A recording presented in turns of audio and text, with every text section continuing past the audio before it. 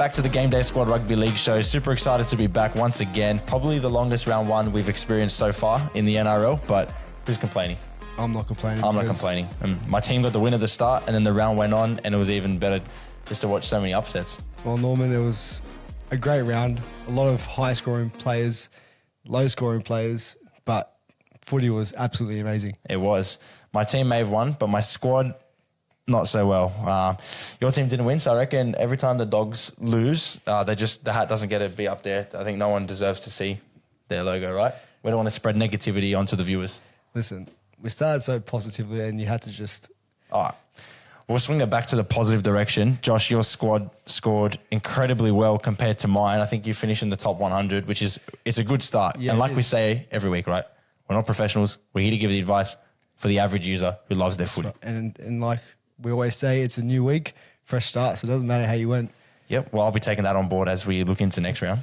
But I do want to just boat a bit and say, I scored 895, which is not too bad for the first round, and I ranked 95. So, okay, I backed myself there to push a bit higher up the table, but very, very pleased with the squad. Look, I made the top 130. That's good. 130. We'll put that. It's 129. That's my rank. The score was 816. Not too far off. Not too far off. It was like a couple poor decisions as coach. Yeah. So I've got to take it and just move on. But out of all the viewers, we want to know who got the highest score, who watches this weekly show. Yeah. I want to know, Josh wants to know who got the highest score out of all you guys. A shout out to Cucumber. Cucumber. Was cool. that was the squad name? Cool as a cucumber. Yeah, who finished first this week. So well done to you for winning the prize. I want to know the inspiration around the team name. I want to know. But without further ado, should we get into strike, spare, misses? I'm sure you had a better strike than what I did, but please don't flex too hard this week with two strikes, please. I'm going back to one because let's keep it simple. Thank you. No worries. Well, my strike there's no doubt about it. Adam Fanua-Blake scored 81 points, absolute gun. One try, 220 metres, 6 tackle breaks, 2 line breaks, and 23 tackles. The big bopper in the middle. He's a big bopper, and it's against the Sharks where he'll be next season. They're probably like, thank God we got this bloke. Yeah, but 100%. Not. That's what I'm saying. Yeah, and damn, Josh, you didn't have to do it like that. But no, but he's a beast. He can't be. He scored the first try as well. How often do you see a prop score the first try? Not only that, he nearly went in over those again. Conditions. He nearly went over again in the second half, would have been amazing. Would have top scored this round out of all the players. When you think about that, a prop just outscoring every other position in a losing side. Yes, in a losing side, and he's a set and forget for me. Definitely a strike. All the pins are down. Yeah, look, AFB, he's a big boy, man. I'd be so scared to come up against him. Because I'm lucky we talk about league rather than playing. Yeah, that's anything. Right. That's exactly right. Yeah. So, yeah. I've got Valentine Holmes. Honestly, an absolute strike for me. He kicked 7 from 7 goals. He didn't cross the line, Val. So just imagine he gets a try or two in there, which he can so often turn on. So kicking 7 from 7. I've got some of his stats down here. 4 tackle breaks, 3 offloads, and a try assist. So you add a try to that, we're looking at a really top-notch score. Yeah, that's solid. But 68 points, an absolute strike. I did think he'd score well, but I thought he'd bag a couple tries rather than kicking 7 from 7. So that's really impressive to see so early on in the season. Yeah, for sure. Even a few of his carries in the middle, it kind of like Dallin coming in and just running hard, which is what really want from your player. You want a roaming centre too. Yeah, you need it. Kind of like how Manu does it. We thought we'd see more from Roger as well in the Warriors game, but we didn't. But still early days. Yeah, but having a player like Val Holmes, you just be certain he's going to score points, and especially having a player like Tulangi on his left who could score. Yeah, he can. Yeah, he can. He's a genuine finisher. Give him the ball, he's probably going to score 9 times out of 10, which is another positive having Val Holmes. 100%, Josh. So glad he's my strike. Onto the spares. Who have you got? And if your spare outscored mine, I'm going to be disappointed here. No, well, it was hard for me because I don't know. I couldn't really find the line in my team for the spare, but I've gone Dylan Brown only because he just didn't get involved as much as I thought he would. But he did. He played a solid match. He scored 46 points with the 1 try assist and 20 tackles, but didn't have many carries of the footy. We know when Mitch Moses had a little groin injury, he got involved a bit more. But Clint Gustafson was kind of getting in the way on the left side, so got the ball taken off him a bit. So I was like, should I keep him in my squad? But that's why he's in my spare, which I'm going to probably stick with him just because that one game, the halves got thrown off a bit with the little injury with Moses. Yeah. But as a player, he's looking quick, sharp off his foot. I like Dylan Brown. You add another try assist there or, repeat sets, which he didn't get many against the Doggies. So, a bit more involvement from him. Like, you're looking at high 60s, weekly. And you're taking high 60s weekly off your 5'8", especially inside like Parramatta, who didn't make the finals last year yet. Dylan Brown, when he was on the field, was a standout player. 100%. So you'd expect that. Someone else who was a standout player for Parramatta last year, in the middle, I've got him as my spare as well. I'm sure you could guess who it is. Jermaine? Yep, Jermaine Hopgood. I did think he'd be a set and forget and a strike going into this round. Maybe just because the forward pack rotation was a bit different to what we've seen in previous years from Para, and because Bryce Cartwright was, an absolute cardi party on his edge. Maybe that sort of stripped away from Hopgood, but he did score 42 points, 29 tackles, pretty standard from him. Could usually make a couple more tackles here and there, but 3 offloads. We're seeing a lot of attacking. We saw a lot of attack from him last year. A lot of line break assists, line break himself. He crossed the line a couple of times. And we're going off a real small sample size here with this season just being one game so far. But for me, 42 points for Hopgood isn't good enough because we know how high his ceiling is and how he was consistently reaching higher numbers in terms of, on-field stats last season. So I'm putting him in the spare category because it's not a bad score, but it's like, it's not something you want from a middle who's so used to performing up here. I feel like we knew this was going to kind of happen only because, you're bringing back Sean Lane into this squad, which just creates more depth on the field. And, Bryce Cartwright's playing the footy of his career, really. Yeah. Scoring double. And then he moved into Hopgood's position late in the game. So he played the middle where Hopgood usually would, bag that try in the closing 10, 15 minutes of the match where, that's where your 20 there's points. Just 60. Your 60 points there. So when you look at it in that way where now they have players that could just shift around. They've trained in this off season. It's like, ooh, does Hopgood can he still do the same as he did for Parramatta last year when now he has a bit more help, which makes Para even stronger? Yeah, because last year I believe that Hopgood had to carry that Parramatta forward pack. And they're a stacked pack, right? But they had so many players in and out the whole time and he just had to carry them all on his back. So, you could be right there. But yeah, in the spare category for now. Who was your miss? All right, the miss. I think a lot of people's miss is Beau Fermor losing inside the Titans, and they didn't play well. Kieran Foran, late injury into the game, which is never a good thing, especially for Foran. And it just killed Fermor's game, the left edge. It did. And we just saw it was so clear. He played 80 minutes, scored, I'm pretty sure it was 32, 33.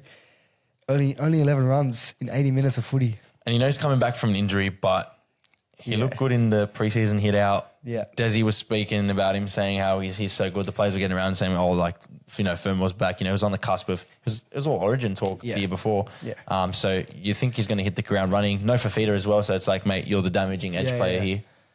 11 runs. 80 metres. Getting pumped. 32 points.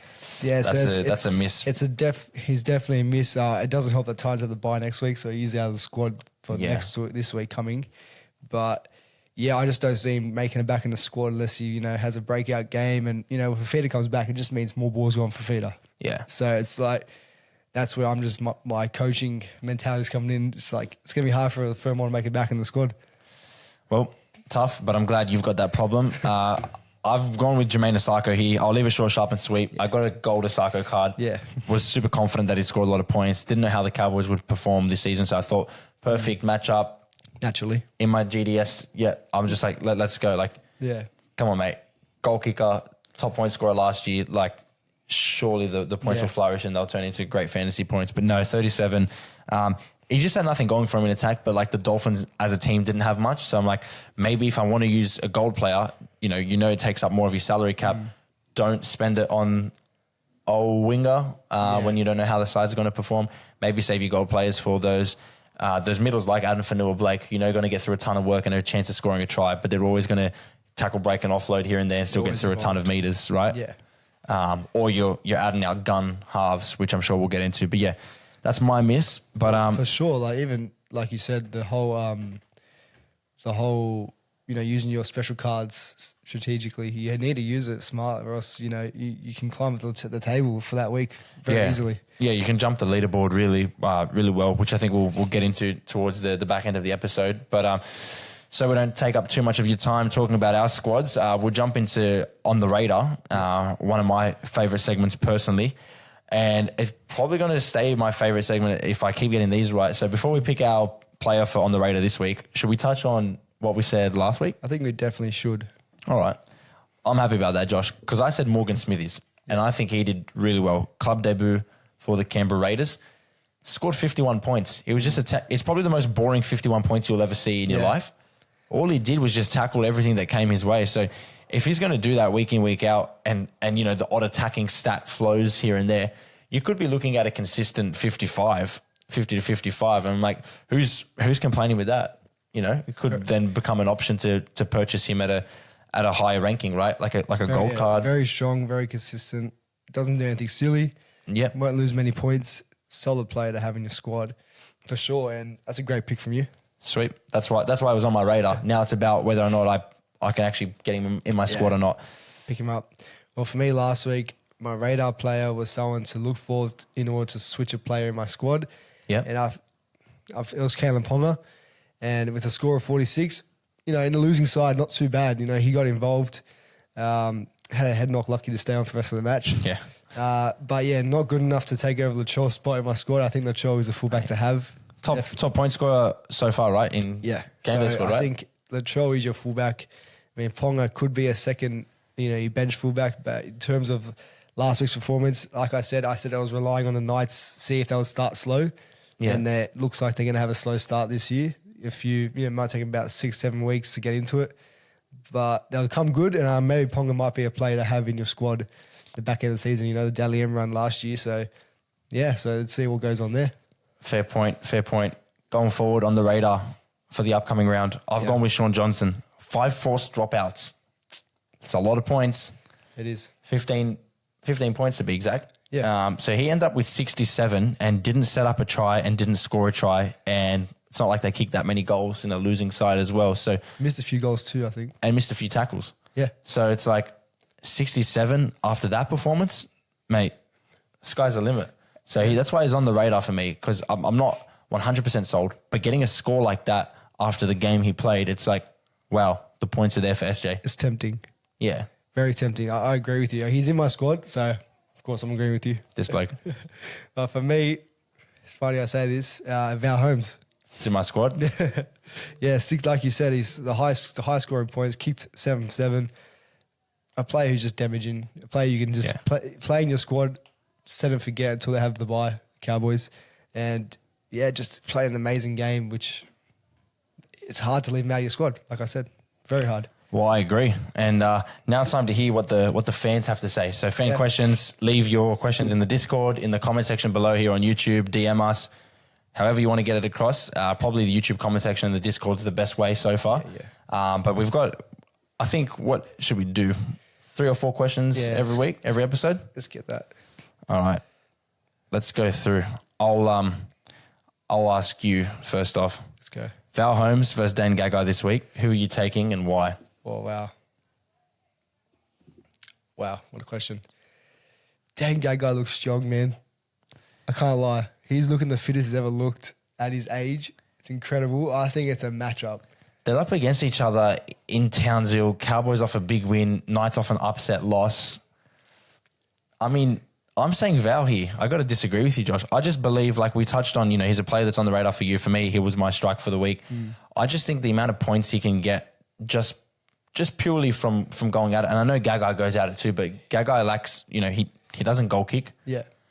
He's not known for passing the ball to his winger, whereas Val kind of understands that a bit more. I feel like Val's more likely to get a line break assist or break the line himself and then set up the try. Whereas I feel like Gagai he goes hard, goes 100 miles an hour, but it's just the flair that Val has and the ability to goal kick that I think we could see him, if Cowboys win, we could see Val outscoring Gags by 20, 25 points. Yeah, I see where you're coming from, but a player like Gagai just loves a gritty footy. And once he gets on top of his opposite player, he just thrives in that game. And I feel like a player like Holmes, he would love to take a 1-on-1 and he'll just play a game where he just, just point scores, defends, tackle breaks, how he is. Yeah. It's been like that for years.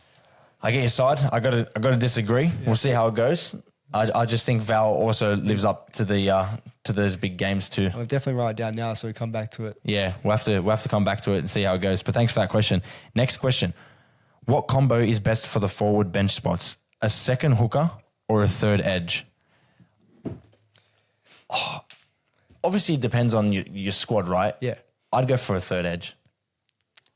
Yeah, third edge. I just think hookers are too hard to pick this season in terms of who's going to score the most points, because we're seeing a big shift in footy where we're not getting a lot of hookers that are going to play 80 minutes. Yeah, correct. So I think you'd rather an edge player who will most likely play 80 and be able to score more attacking points. Yeah, yeah, exactly right. For me, my problem right now is picking between so many edge players. Same. It's a good problem to have. It's a good problem to have, which would answer that question really. Like you have that. There's that many good edge players in the game. You can't fit them all in your squad. And if you could, just go for it. Yeah. So 100%. Edge? Yeah, edge. Edge. All right, sweet. I've got Walsh, Teddy, Drinky, and Turbo. Can only play 2 out of the 4. Which 2 do I go with for this week? Yeah, I think. So Teddy and Turbo are versing each other.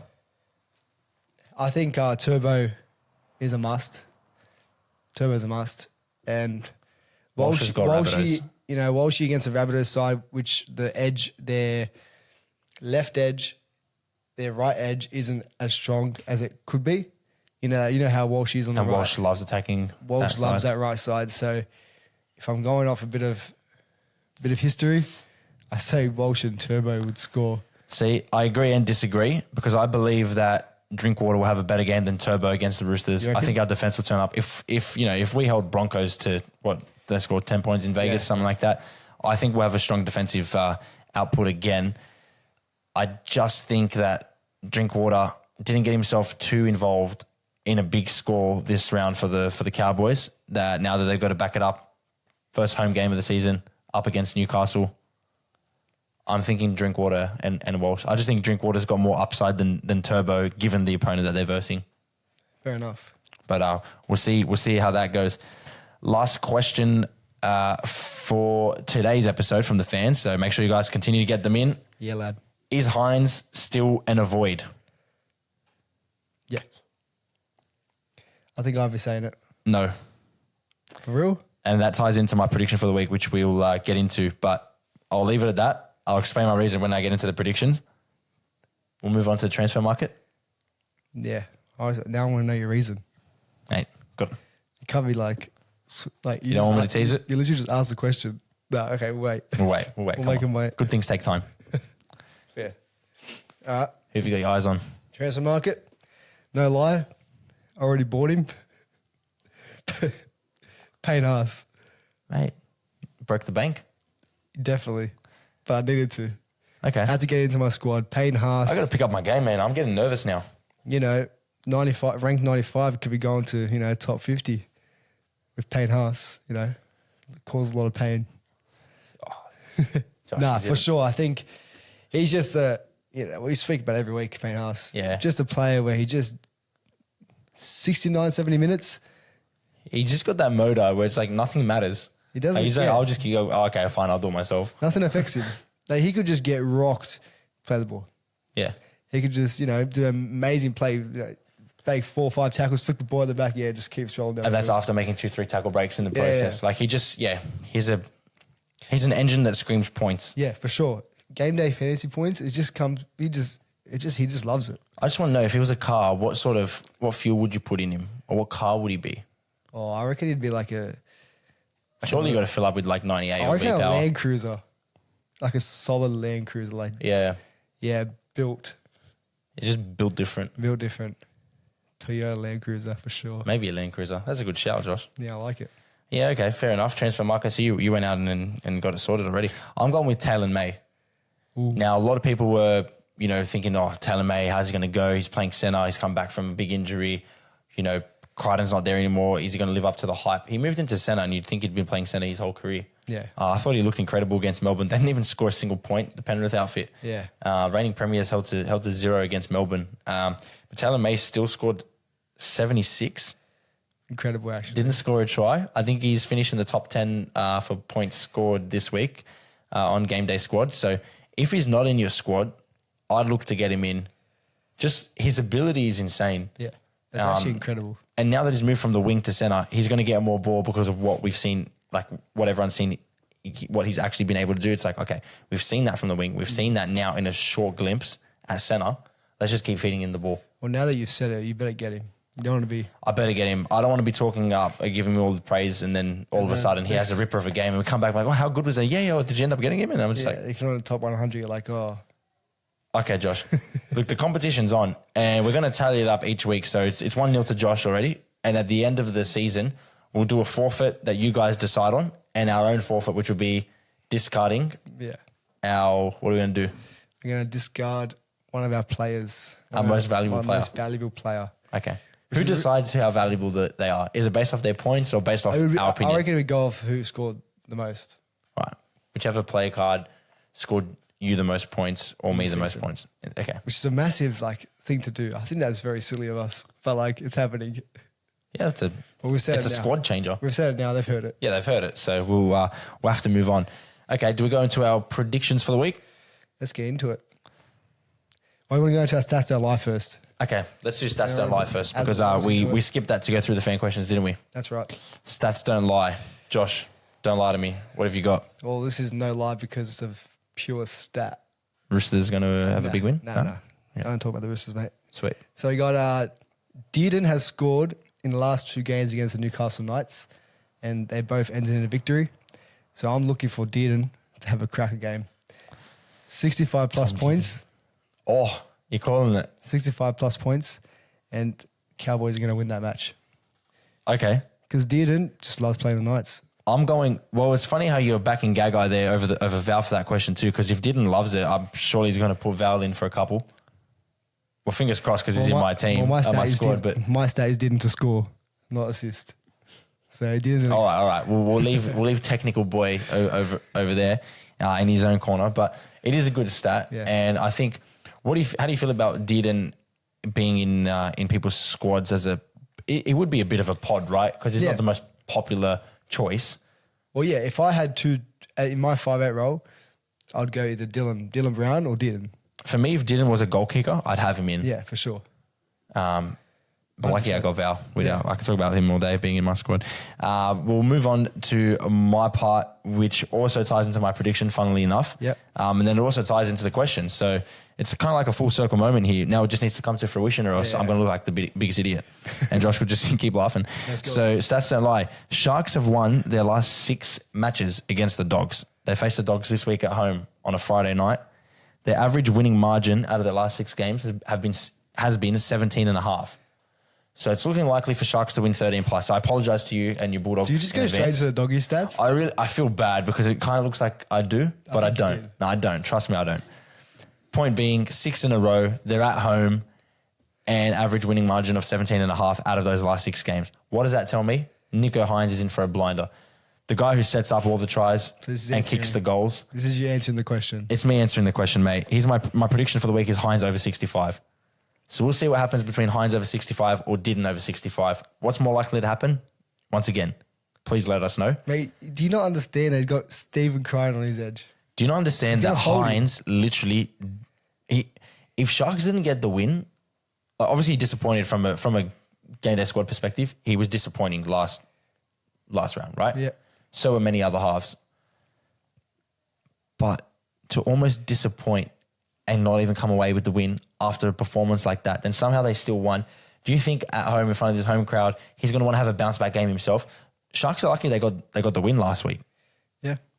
They're going to bounce back and having won 6 of their last 6 with an average winning margin of 17.5, does that not scream points against a Bulldogs outfit that they passed the ball to their injured winger without even knowing that he was injured or something? I didn't even know what was going on there. I mean, you've got a forward who played 14 minutes in his first stint and he played a total of 20 minutes out of an 80-minute game. So Yeah, I'm not sure. I'm not sure what's going on with the Doggies' rotation, their injuries, their defensive capabilities. So it will come good. Back onto Hines. I think, back onto Hines. I think I'm going to stick with what I said. I think Trindle is just taking too much of the ball off Hines, and he's loving the ball on the left side. So it's hard to see. Besides Hines being a defensive half right now, he's not attacking that much. If he can defend, soak up some tackles, score some points, and then goal kick his way to another 17.5 point minimum victory, it'd be enough for him to get over 65, which is my prediction for the week. It's fair enough.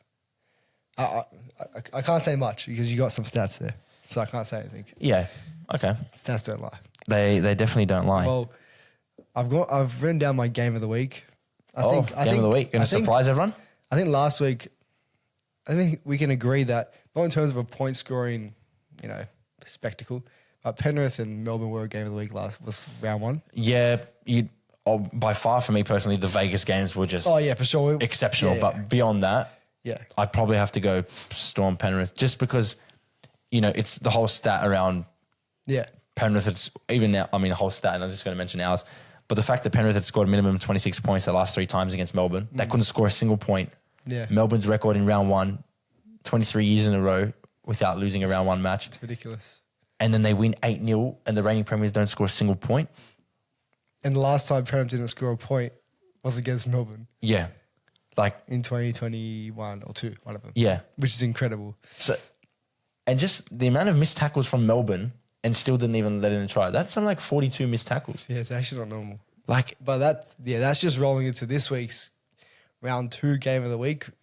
Penrith v Para. Battle of the West. You've gone with another Penrith game. Do you feel like why is this your game of the week? Is it because Para's upset them in the regular season multiple times? I feel like this is now Para's team they want to beat. When they look at the draw, look at every single team, they want to beat Penrith the most. They want to win every game, but Penrith's the team because they just can't beat them in those big games. During the season, it looks like they're getting the wins over them. Yeah. Then it comes finals. Yeah, it comes to the finals. So they're here to prove a point. Obviously lost to them in the grand final, and obviously they're still going to be salty about that. Yeah. And they're just there to prove a point. And I wouldn't be surprised if Para win this game, but it's also hard to see because Penrith are off 2 big losses, in the World Club Challenge and then Storm. And what other team is going to bounce back? It's Penrith Panthers. Nathan Cleary. It is. Look, I can't fault that and say that won't be my game of the week to watch, I don't want to be the biased guy here, but Roosters Manly, after 2 incredible wins in Vegas, both looked insane. I don't know. Teddy versus Turbo. Yep. I'm just excited for the whole Teddy versus Turbo thing, really. So in terms of a fantasy perspective, yeah, Teddy v Turbo, who scores more? Look, I'd love to say Teddy, but I think Turbo has a hand in more of Manly's attacking side of things from tries perspective than what Turbo has more than what Teddy does, right? I feel like our backline's quite capable of running things themselves, whereas I feel like Manly will use their halves pairing to then activate Turbo to finish off something. So I just feel from an attacking piece, Turbo will get more of the pretty points. Really? Yeah. Don't you reckon if Turbo scores more, Manly get the win? You'd think that, but I just think our team's more well-rounded than Manly. I think Manly focus their team around like maybe 4 key players.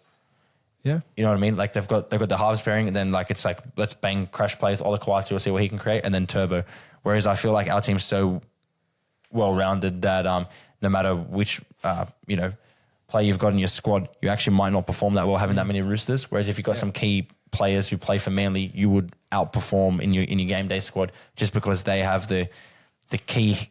I think they've got the keys to the attack and the way that Manly plays. Whereas Roosters is kind of like everyone knows what they do. They go out there and do a job, and it could be spread out a whole lot more evenly, I guess. Yeah, I agree. I was listening to you talk, and I was like, "Damn, I love footy." Yeah, I love footy, and I love Game Day Squad. The only thing I'm triggered about is the fact that Josh got an early win and he goes 1-0 up. But that's what you need. We need friendly competition. We should get a scoreboard above our heads. Yeah, actually, we'll put. Yeah, we probably should. 1-0. Or maybe you can but actually no, they still lost. You won, they lost. But we'll see how they go. Could be another loss incoming, but that looks like another episode wrapped up. Anything you want to tell everyone? Unless I'm meant to. I put Josh on the spot there. But let us know in the comment section down below any questions that you've got. I can just tell Doggy's going to win. That's all I'm going to say. Is that what you think about? Honestly, I do. I'm just biased, but I love it. Well, if there's any Penrith and Para fans, we should probably let you know, on behalf of SportsShed TV, we'll be there getting some fan TV content for the game. So catch us there, talk to us about GameDay Squad, and tell us that your squad's better than ours. We'll probably believe you if we see it, but maybe not Josh after cracking the top. Was it top 100? Top 100. What was his rank again? 95. So he's in the top 95. That's all that matters. That's all that matters. But I hope my squad improves this week, and I hope we've answered your questions. Yeah. Keep pumping them in, and we'll catch you next week. Yeah, that's right. All right. See you later, guys. Have a good one.